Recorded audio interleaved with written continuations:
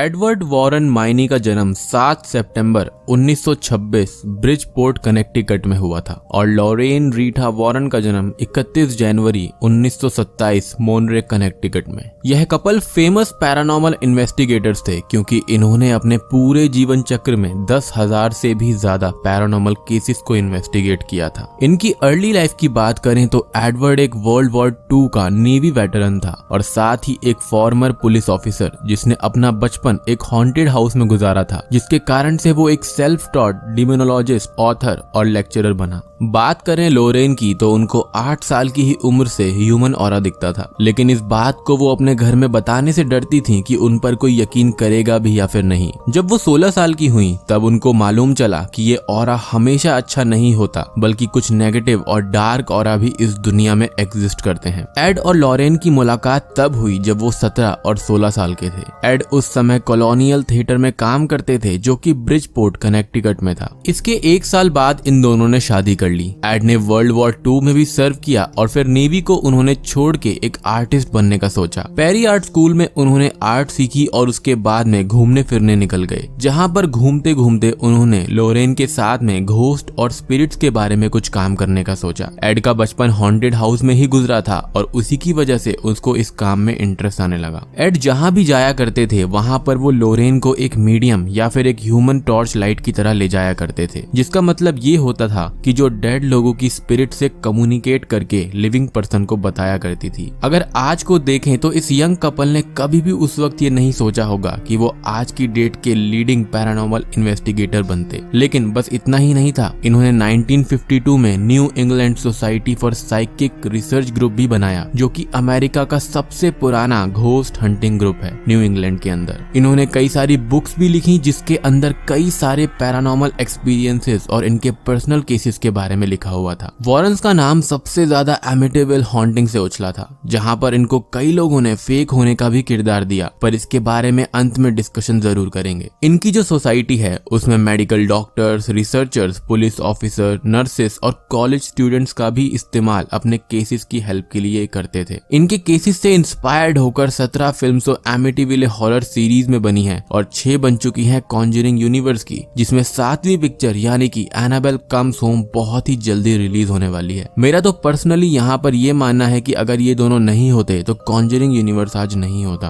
Warren's ने खुद का एक प्राइवेट अकल्ट म्यूजियम भी ओपन किया, जहाँ पर इनके 10,000 से ज्यादा केसेस से कुछ ना कुछ चीज वहाँ पर रखी हुई है। और लोरेन का खुद ये कहना था कि इस अकल्ट म्यूजियम में जाने से वो खुद डरती हैं और दुनिया की सबसे ज्यादा डरावनी जगह कोई है तो यही है। यहाँ पर रोज एक प्रीस्ट आते हैं जो पूरे म्यूजियम में चक्कर लगाकर उसको पवित्र करते हैं ताकि बुरी शक्तियों का प्रभाव कम रहे। लेकिन इन सभी में से एक सबसे ज्यादा जो लोरेन को डराती है वो है एनाबेल डॉल। एक इंटरव्यू के दौरान अपने अकल्ट म्यूजियम को दिखाते हुए लोरेन ने ये एक बात कही थी कि इस डॉल की तरफ देखना भी नहीं चाहती और सबसे ज्यादा नफरत वो इस डॉल से करती है। इसकी तरफ बिना देखे ही बात की जाए तो अच्छा है, क्योंकि इस डॉल को देखने या छूने से भी लोगों के साथ बहुत गलत घटनाएं घटी हैं। I'm not gonna stare at it though. So you can take the picture, but I'm not gonna stare at it because that has done bad harm on a lot of people. You have to conjure the spirits in order to get them. You know, you're not going to get them by just walking around here. And that's the one that's sort of depicted a little bit in this movie, correct? Yes, it is. Yeah. That's the Annabelle doll. लोरेन का ये कहना था कि एक बार ऐसा हुआ कि एक इंसान ने इस डॉल के केस को छूकर कुछ कह दिया था, तो उसका परिणाम ये निकला कि शाम को ही एक बाइक एक्सीडेंट में उसकी मौत हो गई। हालांकि ये एक कोइंसिडेंस भी हो सकता है, पर लोरेन का ऐसा मानना नहीं था। अब हम वॉरेन्स के कुछ फेमस केसेस को भी जानेंगे, लेकिन उससे पहले मैं आपको बताना चाहूंगा कि अब ये दोनों ही हमारे बीच नहीं है। एड की मृत्यु 23 अगस्त 2006 में एक हार्ट अटैक के दौरान हो गई थी और उसके बाद से ही लोरेन ने भी इस काम से रिटायरमेंट ले ली थी, पर वो एक कंसल्टेंट के रूप में हमेशा अपने जूनियर्स के साथ रही। लोरेन वॉरेन की मृत्यु हाल ही में 18 अप्रैल 2019 में हुई है। इन दोनों की आत्मा की शांति के लिए मैं ऊपर वाले से दुआ करूंगा। May their souls rest in peace. चलिए अब कुछ फेमस केसेस के बारे में हम देख लेते हैं जो वॉरेन्स ने देखे या फिर सुलझाए थे। एनाबेल एक ऐसी डॉल है जो कि सबसे ज्यादा शापित वस्तुओं में से एक है।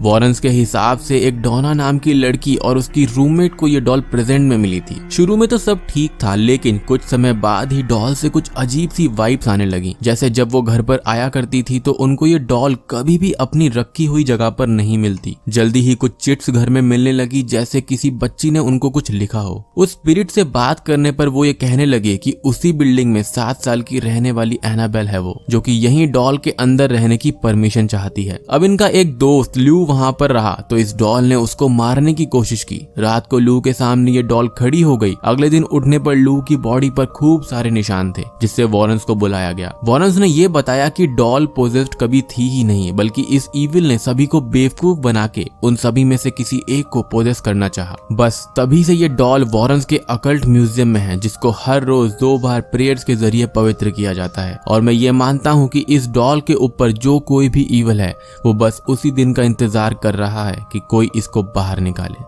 1971 में वॉरेंस ने इन्वेस्टिगेट किया था हैरिसविल रोड आइलैंड के एक घर को, जहां पर पैरन फैमिली रहा करती थी। पैरन फैमिली का कहना था कि यहाँ पर कई सारी स्पिरिट्स उनको डराती हैं। इस केस को आज सारी दुनिया द कॉन्जरिंग 1 मूवी के नाम से भी जानती है। पैरन फैमिली को इस घर में अजीब सी आवाजें, मांस सड़ने की बदबू आती रहती थी। मोस्टली स्पिरिट्स इस घर में उनको डायरेक्टली कुछ भी नहीं करती थी, लेकिन एक ऐसी डार्क स्पिरिट थी जिसने बाकी सभी स्पिरिट्स को कंट्रोल कर रखा था, और उस विच स्पिरिट का नाम था बैथशेबा शर्मन, जिसने मरने से पहले इस जमीन पर कर्ज दिया था कि जो भी यहाँ पर आएगा उसकी मौत हो जाएगी।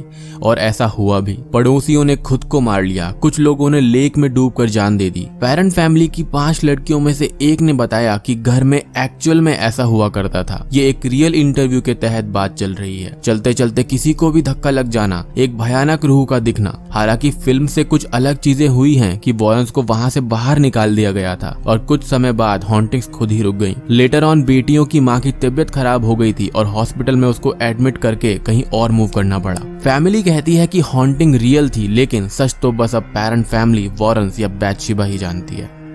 लोरेन इस घर में जाने से हमेशा डरती थी। इस एमिटेबल हॉरर सीन को कॉन्जरिंग 2 में शुरू के सीन में भी दिखाया गया था, जहां पर एक व्यक्ति ने अपनी शॉटगन से अपने पूरे परिवार को मार दिया, कारण कि शैतानी आवाज ने उससे ऐसा करने को कहा था। 13 नवंबर की रात 1974 में रोनाल्ड डैफियो जूनियर ने अपने 6 फैमिली मेंबर्स को रात 3:15 पर सबको गोली मार दी थी। उसके बाद 1975 में एक कपल जॉर्ज और केथी ल्यूट्स अपने बच्चों के साथ में यहाँ पर रहने आए, लेकिन मात्र 28 दिनों में ही उन्होंने ये घर छोड़ दिया। उनका कहना था कि उन्होंने वहां पर रहते हुए कुछ पैरानॉर्मल और सुपरनैचुरल महसूस किया है। हालांकि इस बारे में कई लोगों ने और रिसर्चर्स ने वॉरेंस को एक होक्स बताया कि ये उनकी बुनी बनाई कहानियां हैं, पर असल में क्या है ये राज तो वॉरेंस के साथ ही चला गया।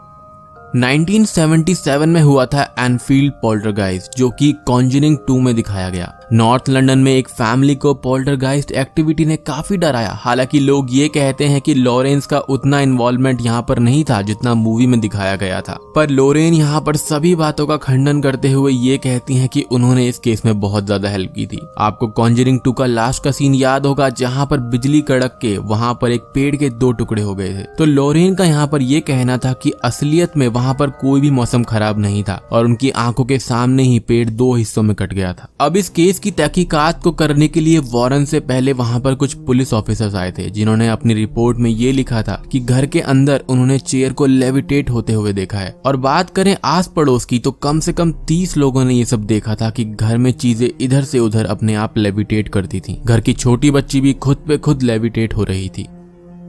1981 में वॉरेंस ने एक ऐसा केस इन्वेस्टिगेट किया जहां पर आर्नी जॉनसन के फियांसे के छोटे भाई को डीमन ने पोजेस कर लिया था। वॉरेंस ने वो देखा और एग्जॉर्सिज्म किया और काफी हद तक डीमन कमजोर हो गया था। पर यहाँ पर आर्नी ने डीमन के सामने ये कह दिया कि इसको छोड़ के मुझे पोजेस कर लो। और कुछ ही देर बाद जब आर्नी से बात की गई तो वो बिल्कुल एक अलग ही पर्सन बन चुका था। और इसके चलते आर्नी ने अपने लैंडलॉर्ड को भी जान से मार दिया था, सिर्फ एक वर्बल फाइट के दौरान, जिससे उसको 5 साल की कैद से गुजरना भी पड़ा था। इस केस को 1983 की किताब द डेविल इन कनेक्टिकट में लिखा गया है, जिसको गैरल्ड ब्रिटल ने लिखा है। और यह स्टोरी कॉन्जरिंग 3 का टॉपिक भी हो सकती है। आपको क्या लगता है कि ये स्टोरी बढ़िया होगी? तो मुझे कमेंट सेक्शन में जरूर बताना।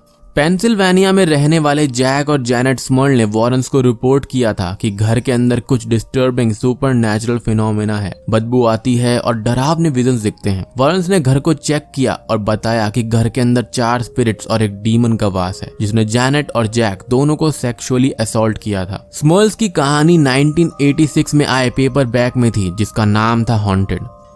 1991 में वॉरेंस की आई बुक द वेयरवुल्फ में उन्होंने इस केस को लिखा है कि कैसे उन्होंने एक डीमन का एग्जॉर्सिज्म किया था जो कि खुद को वेयरवुल्फ बताता था। अब एक और केस है यूनियन सिमेट्री का, जहां पर इस केस में कनेक्टिकट में एक कब्रिस्तान में एड 7 दिन तक रुके थे क्योंकि लोगों का कहना था कि यहाँ कुछ सुपरनैचुरल है। तो वहां पर उनको एक व्हाइट लेडी का घोस्ट भी दिखा था, जहां पर घोस्ट ने कुछ इलेक्ट्रोमैग्नेटिक एनर्जी क्रिएट करके ये इमेज बनाई थी जो कि काफी ज्यादा फेमस हुई थी। तो मैं उम्मीद करता हूं कि मेरी बताई गई इन्फॉर्मेशन आप सभी को पसंद आई होगी। अब इन बातों में कितनी सच्चाई है इसका पुष्टिकरण करना तो काफी मुश्किल है और ये सब ट्रस्ट करने वाली बातें हैं। हालांकि कई लोगों ने वॉरेंस को होक्स और फेक बताया है। तो आप सभी को क्या लगता है कि क्या कोई इतना बड़ा झूठ बोल सकता है इतनी सारी हॉन्टिंग्स को लेकर? क्योंकि ये सब चीजें फॉरेन कंट्रीज में कुछ ज्यादा ही होती हैं। इंडिया में अगर ऐसा कुछ हो तो तुरंत ही वो वायरल हो जाता है। मुझे पर्सनली लगता है कि हाँ, स्पिरिट तो होती हैं और मैं वॉरेंस की रेस्पेक्ट करता हूँ क्योंकि अगर शायद वो नहीं होते तो ना तो कॉन्जरिंग यूनिवर्स बनता और ना ही ऑकल्ट म्यूजियम होता। एड एंड लॉरेन के मरने के बाद अब ये सारा काम उनके सन इन लॉ ही करेंगे।